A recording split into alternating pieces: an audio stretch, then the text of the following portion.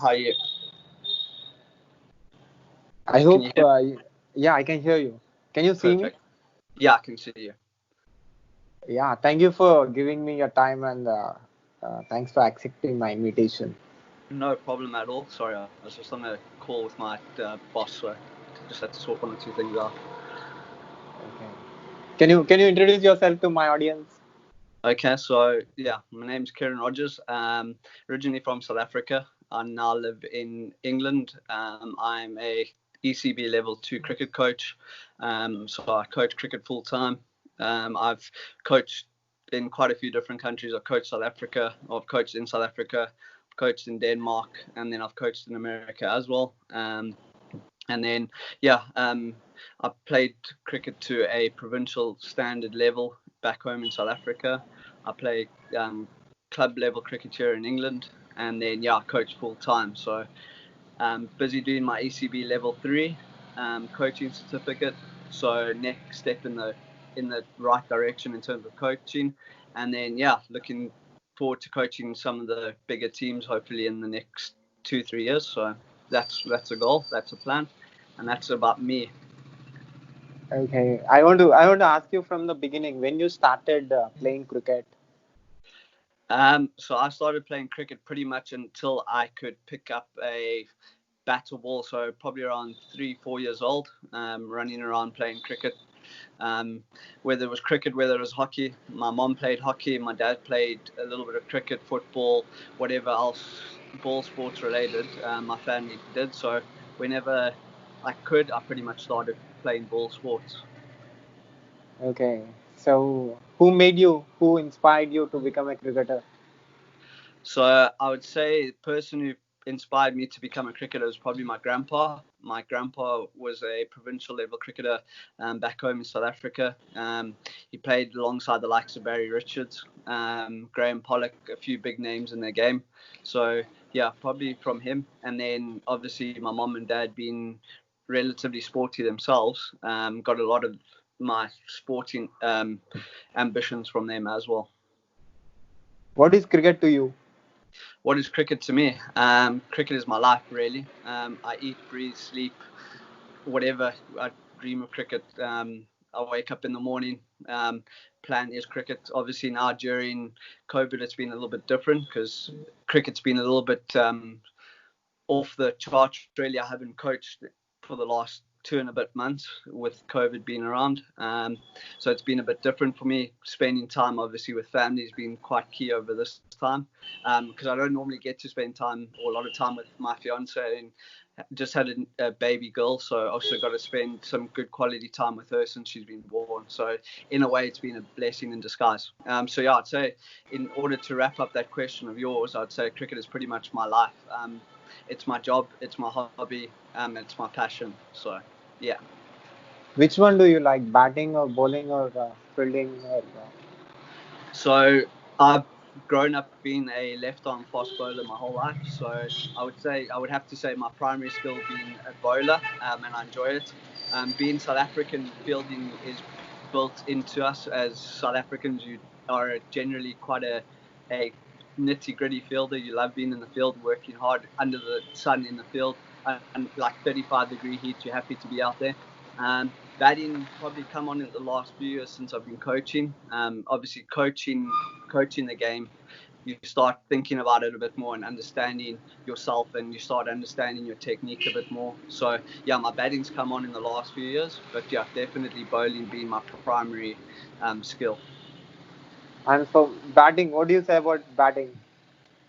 Batting, I'd wrap batting up as a probably one of the hardest skills in the game to master. It's not something that you can just fly by and do.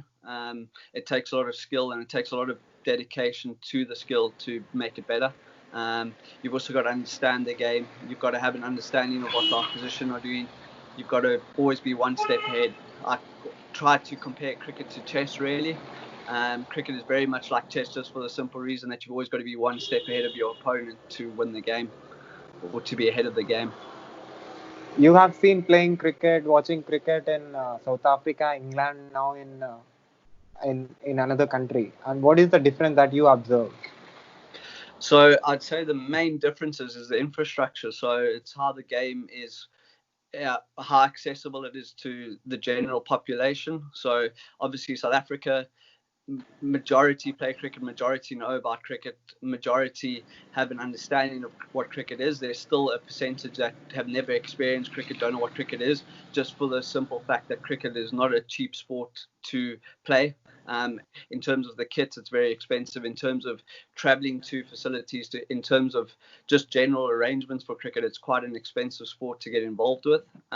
America, same thing. It's just that general accessibility to the sport, because it's a new sport. It's not like your American football or your basketball, so it's still small, it's still growing. But the moment the penny drops in America, it will be probably one of the biggest sports in the world, just for the simple fact with the amount of financial power that they've got in America. They've got the biggest sponsors in their sport, so they'll compete with the likes of India. India being a country where people eat, breathe, sleep, dream cricket. America could get to that level if there's the same sort of enthusiasm in the sport, and it's going to take a few years to get there. England, obviously, pretty much the home of cricket, but in terms of the passion for the game, there's not the willingness to learn. There's not the willingness to get involved as much as there's around the rest of the world. And I think the World Cup win last year, obviously England winning the World Cup, has rebirthed that desire to get involved in cricket. COVID's knocked us a step back again. Obviously, not having a cricket season at the moment, people are looking at other things to get involved with. So a lot of people have taken up golf now during COVID. So golf memberships have gone up. Cricket memberships, I think, are going to struggle a bit for the next year or two until they get back on track and recover from what COVID's brought the challenge to us. Cricket is mental or physical?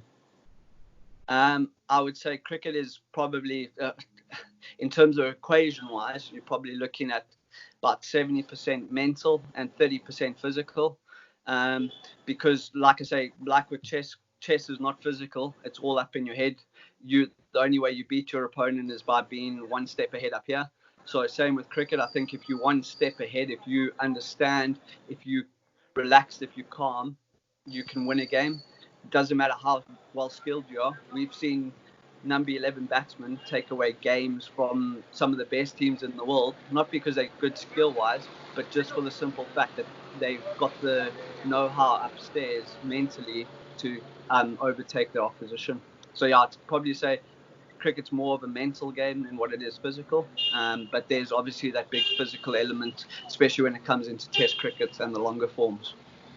And how cricket pitches plays a role in a match?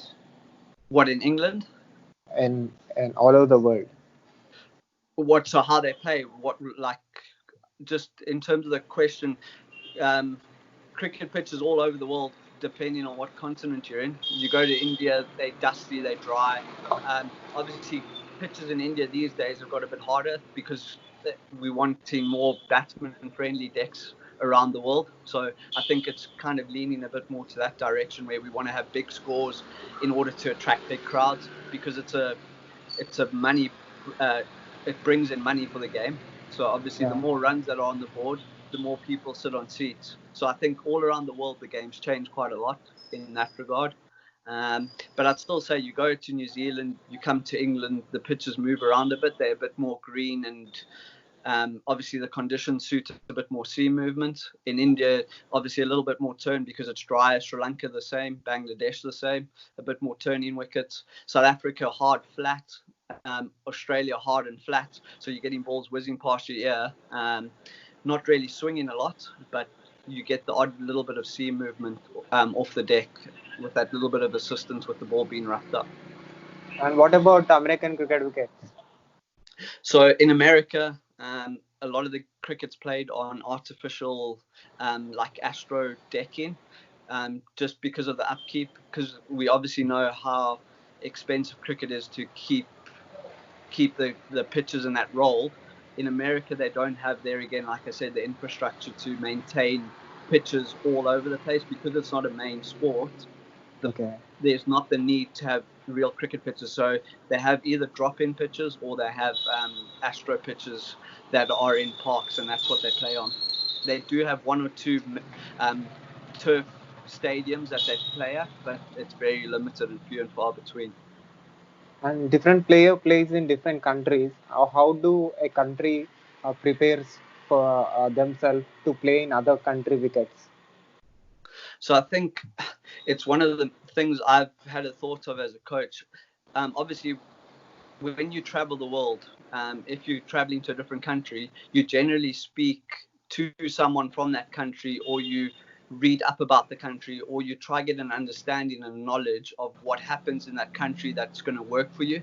So in cricket, I think we're starting to understand a bit more and that's why you'll see a lot more of the international teams nowadays getting international consultants. So if they travel to India, I know for a simple fact that when South Africa went to India, they had an Indian first class player join them to help them understand the nitty gritty of what it was going to take to bat out 5 days in India. Same with the spin bowlers, same with the seam bowlers.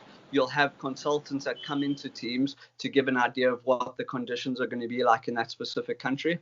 So yeah, I'd say as players, the best way to prepare is by learning from the people that play in that country and to get an idea by maybe spending a season there, or even if it's a few weeks in the country, just to almost get acclimatized to the environment. And what about food? Different players from different countries eat different types of foods. Yeah, so I experienced that because when I was in my last year at school, we traveled to Sri Lanka on cricket tour. Um, and for us, it was quite a different experience because at lunchtime, instead of having like a nice lasagna or like, I don't know, spaghetti bolognese, we got served red hot and spicy curry chicken and rice and very heavy starch foods. So to go out and play on that bad stomach and to play in an environment that you weren't used to was quite challenging. But at the end of the day, that's why you play sport at a high level if you're wanting to get there, because you're wanting to experience all the different cultures from around the world. So I think, yeah, as a player, trying to get used to the environment that you're in, which includes the different foods. It's interesting, it's exciting, but sometimes can be to the detriment of your game because you might be recovering from a stomach bug, not from bad weather, but because of the food that you're eating and your body's just having to adapt and get used to it. That's why you tend to find touring teams will be in a country for 4 to 5 weeks just so they can acclimatize and get used to what they're going to be experiencing before they play the games. In IPL, different countries come to India and plays mixing with different country players. What do you say about this? Well, I think you look at some of the biggest sports in the world. So sports that have national or multinational representation, they're the sports that are big in the world. Because different cultures mixing, you obviously gain more skills, you gain more knowledge, and you have a game that attracts a multinational audience. So if cricket was just Indian, you would only have 3, 4 billion people watching the game.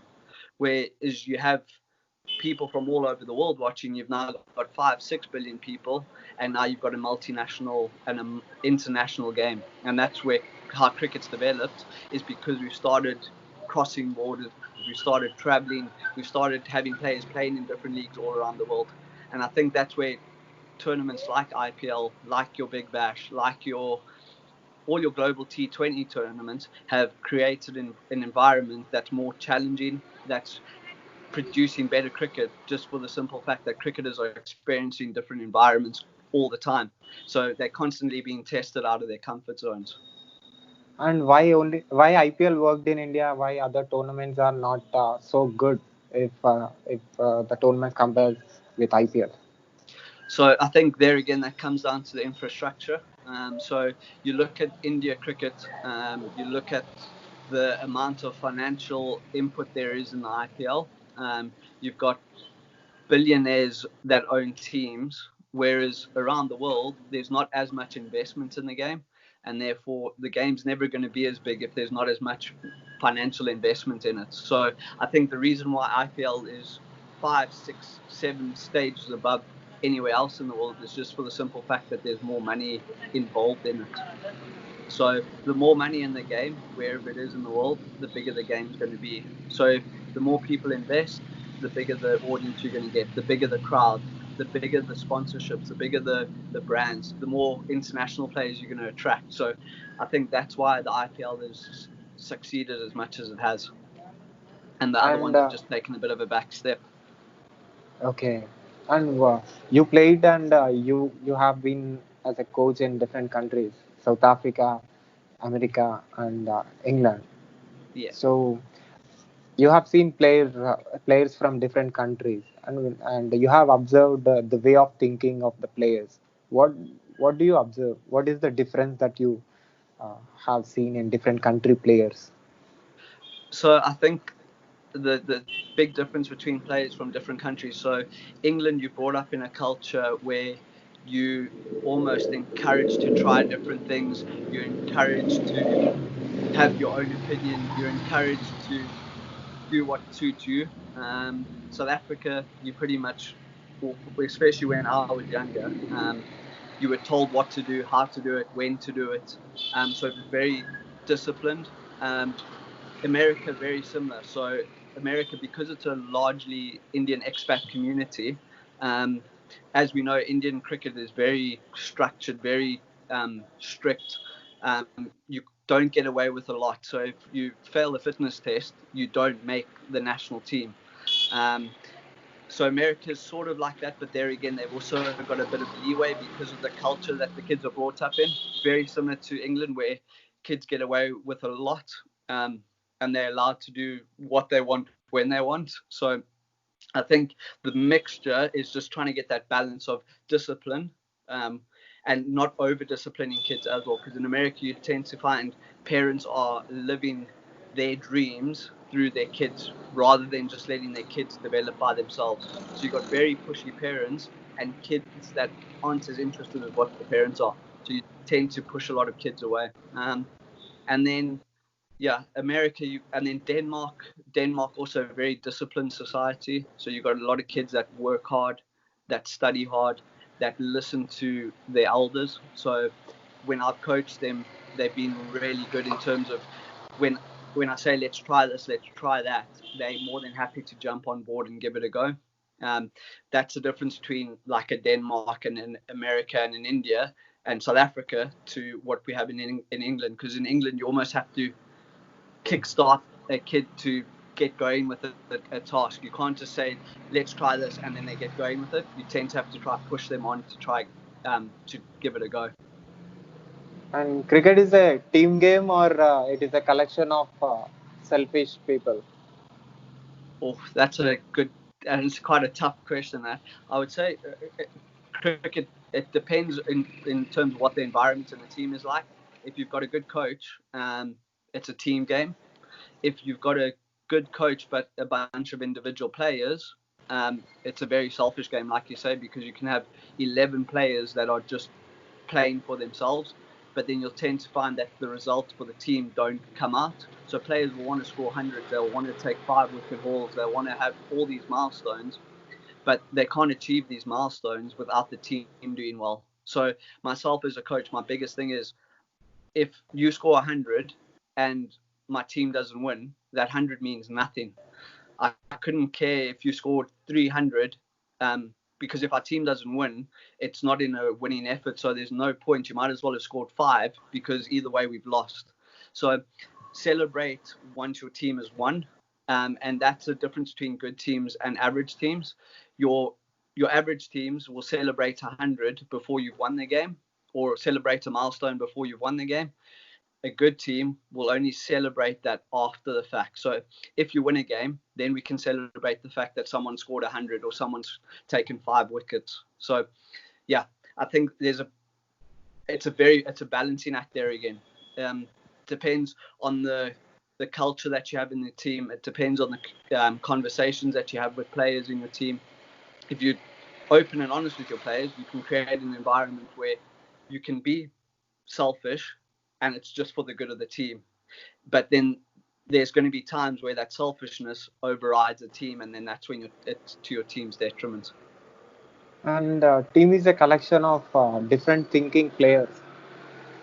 One person's thinking will never match with other person's thinking. And is how it is possible for a team coach or team manager to manage different thinking players and to be united and to get success with different thinking people with that collection.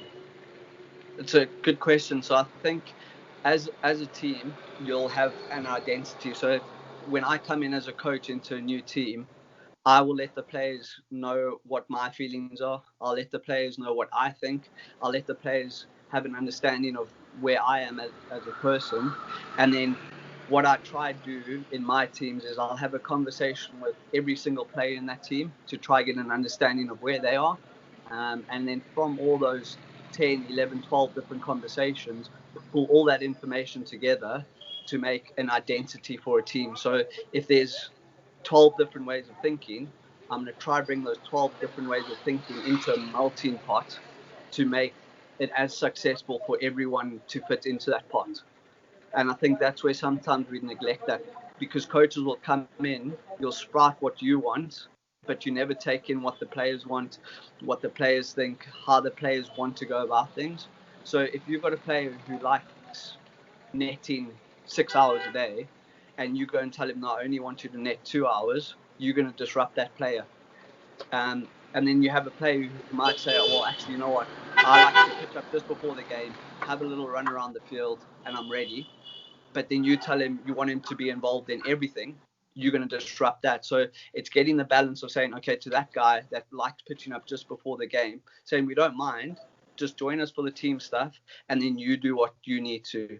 And then that guy that wants that 6 hours of netting, say to him after the game, when you feel like, or when you're out, or when you feel like you haven't achieved, I don't care if you spend the whole night in the net, as long as you're ready for me the next morning, or the next time we play a game, I'm happy. I want you to be in a space that benefits you, and then therefore it benefits you and it benefits the team. So always look after the individual first, and then that will look after the team environment.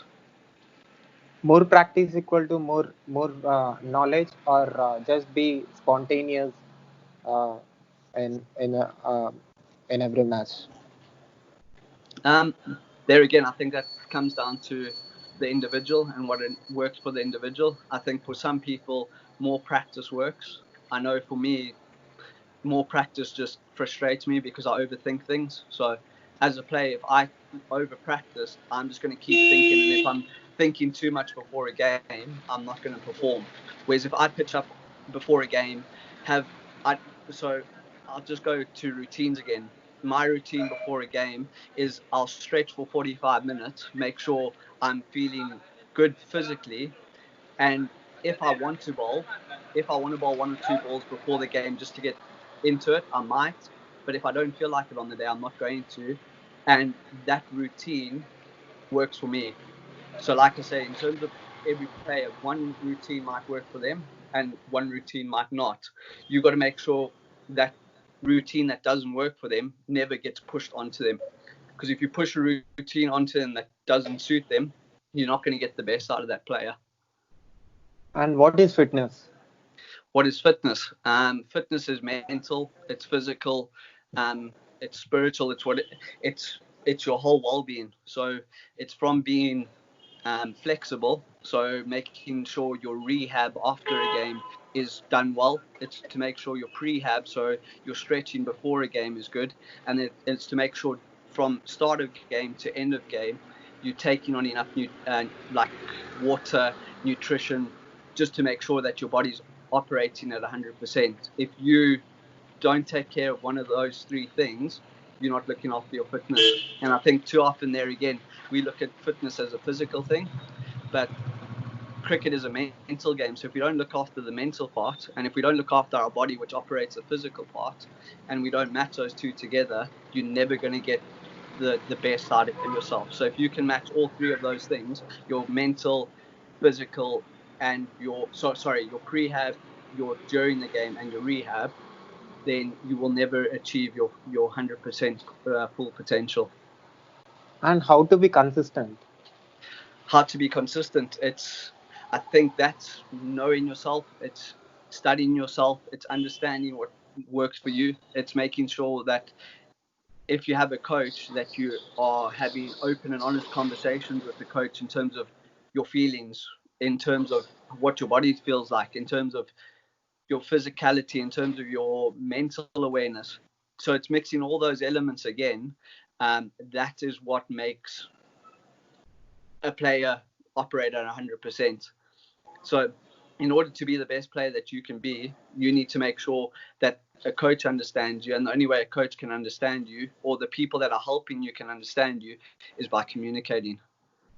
And who is coach and what is coach to team?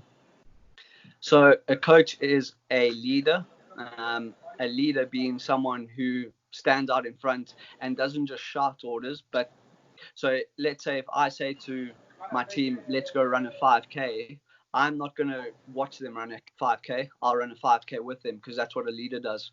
A leader is someone who takes something by the scruff of the neck and runs with it. So you're not going to just be someone shouting orders. You're going to be someone joining in, doing the dirty work with your team.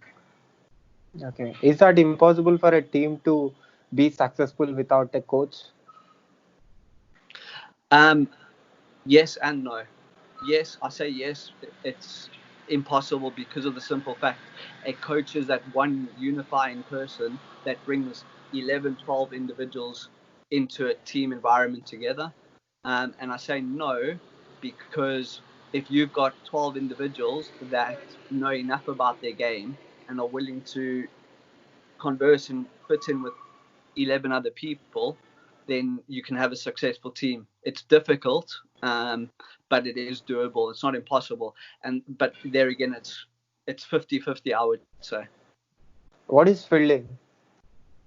Sorry, Fielding. What is fielding? what is fielding? I would say fielding is probably a test. It's um, it's a show of bravery. It's a show of athleticism. It's a show of character. It's a show of it's so this comes down to what cricket is to me as well. Cricket is life. If you look at it from start to finish, represents life in every form. So the tests, the mental battles, the physical battles that you go through from over 1 to over 300 maybe, you're constantly challenging yourself like you would in life. So every day you face new challenges, and in cricket, every ball you facing a different challenge, and it's how you adapt and approach those challenges. MS Dhoni said that he's controlling his emotions and he's showing that emotions on the ball. That is why the reason he's successful, and he's called as Mr. Cool because of that reason. He said this. What do you say about this? I think there again, MS Dhoni is someone who understands what works for him.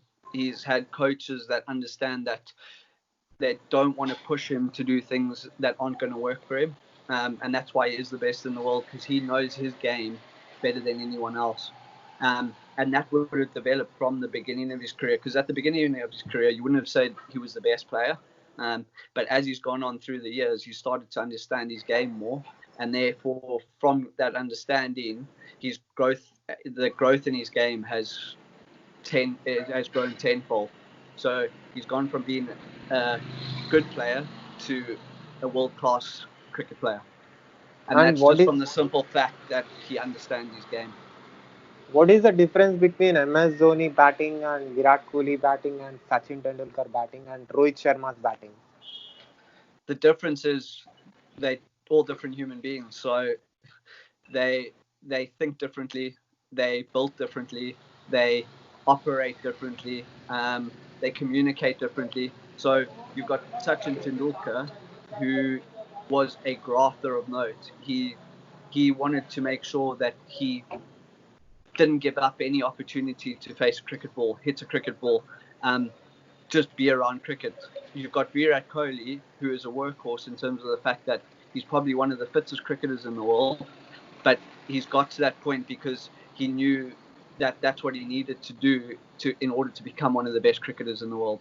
Rohit Sharma is a powerful cricketer. He knows his role in the team is to come out at the top of the order and blitz the bowling attack away to make sure that the bowlers stand no chance against the rest of the batting lineup. And therefore, there again, depends on what team he's in. But when he comes into a team, his role is defined and he knows what he needs to do.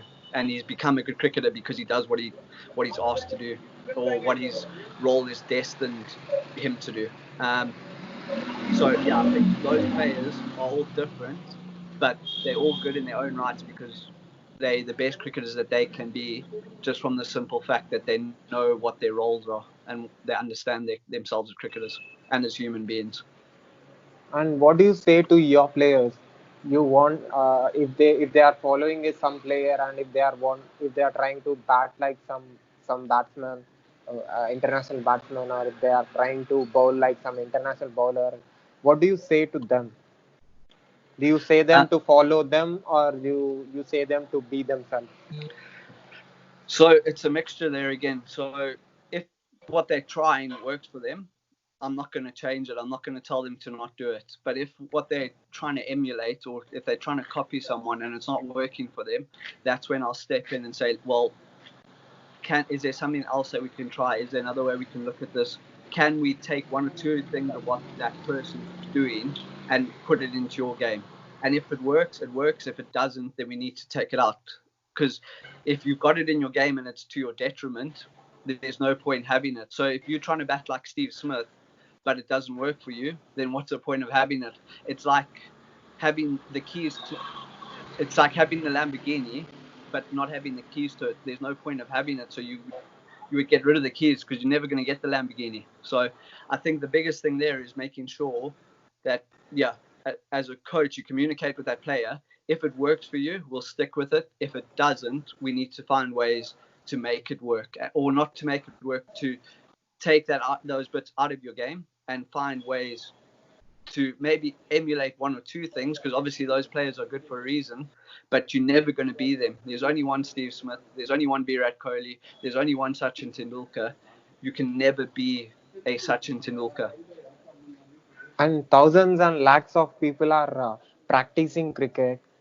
Only hundreds of people are playing cricket. Why?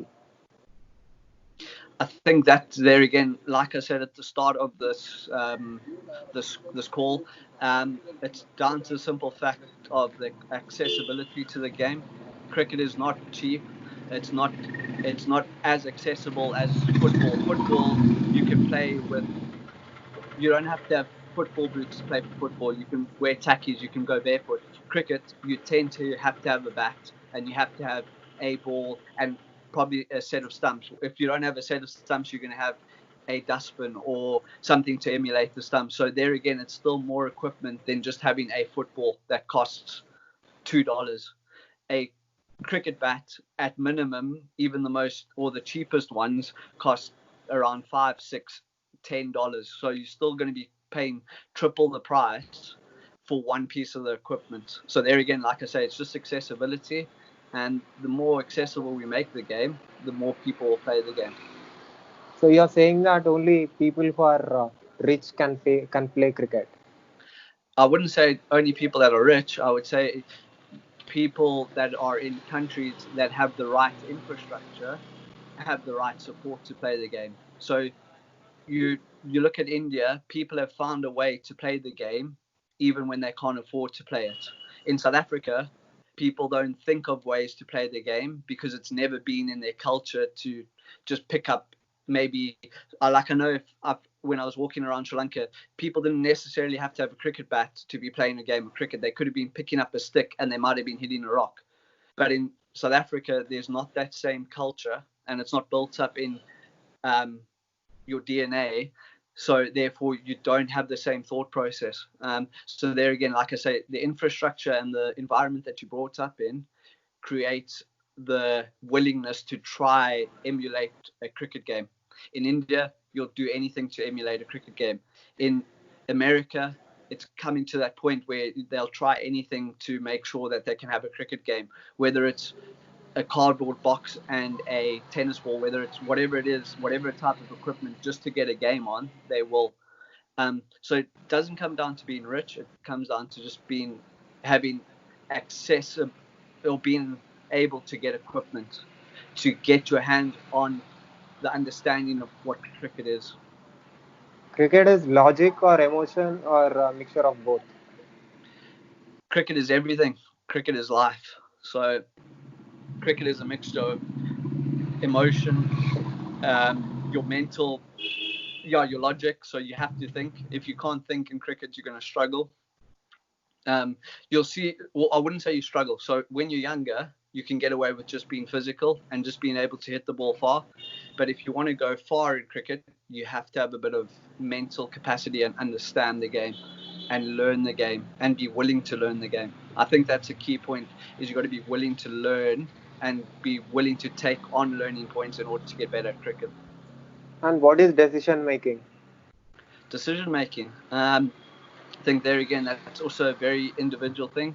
So decision making comes down to that point in time where you need to make a decision that's going to benefit you in a game situation. So whether it's making the decision to bowl an outswinger instead of an in-swinger to take that wicket, because that if you bowl the in-swinger, he's just going to whip you off his legs because that's what he's good at. Whereas if you bowl the outswinger, you're probably going to get him nicked off because he's not very good at driving. It comes down there again to that logic, knowing that what that player does and what he does well, and also learning. So taking on as much information as possible. So when you're standing in the field, watching how a batsman's setting up, watching whether he's going on the front foot or back foot early on, whether he's looking to attack or whether he's looking to just guide and build up an innings. As a bowler, what's the bowler looking to do? Is he looking to bowl 2 or 3 variations every 2 or 3 overs, or is he looking to bowl a variation every second ball? There again, it comes down to that logic and understanding and predicting a game situation as much as you possibly can. Predicting, that's going to benefit you. You're not going to predict the exact thing that's going to be happening, but if you can almost guess as much as possible and almost understand what the outcome is going to be, you can benefit from that, and your game's going to benefit from that. Taking advices from everybody about your game is good or bad? Taking advice from everyone. If you're going to take everything on board, I would say that's bad, because not everything I say is gospel. Okay, I don't know everything about cricket. So if a player is going to listen to everything that I say, you might have a bit of trouble.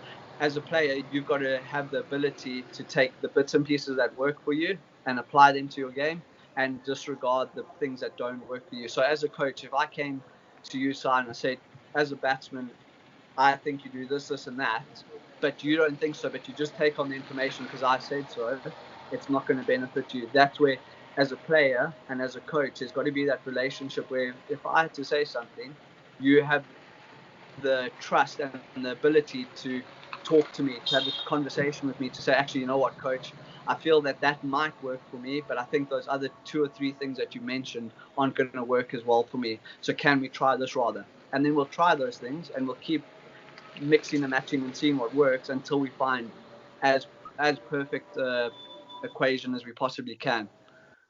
And how to be inside the field and outside the field? Yourself. I think if I can In give as cricket blunt field. answer, yeah, no, but that's what I'm saying. I think if I can give as straightforward as answer as possible, is yourself, because Okay. you're representing yourself. So if you yourself off and on the field, you're going to be the best version of yourself. If you're trying to be someone off the field and someone different on the field, there's going to be a loss of connection somewhere. So if someone who's noisy in the change room or noisy off of the field goes onto the field and tries to be quiet, are they going to succeed? Probably not, because they need to have that same energy off the field as they do on the field, and on the field as they do off the field. You've got to marry those two environments together. And how many marks will you give to your self as a player, as a coach? How many months? Marks out of 100. Marks. Oh, okay. So what are you saying? Like what would I rate myself Yes. as a player, coach? I would. I'm gonna be. I know this sounds like I've got. I don't know. I don't know how to put it, but I'd probably give myself 50% because I'm only 26. I'm still learning as a coach. I'm still developing. I've got 50% of where I want to be, but I've still got a lot bigger places. I want to grow as a coach. I want to be one of the best coaches in the world. So I think there's a lot of room for growth. And I think if I give myself 50%, I know I can work hard for that next 50. And at last, what you want to say to the people, to the players, cricket players, for watching this video? I think cricket is a universal game, and I think the more we understand that it's a universal game and help each other, and I think that's where COVID's come into play really well, is because people are connecting a little bit more around the world. We're not just sticking in our own little bubble, so you don't have just like there's been communications with people from India, from England, from South Africa, which is good because that's what cricket is. It's a community. So the more we link up as a cricket community, the more we can develop. If you're willing to take on information from all around the world, and there again, like I said, take on the information that works for you and disregard the information that doesn't, you're going to develop.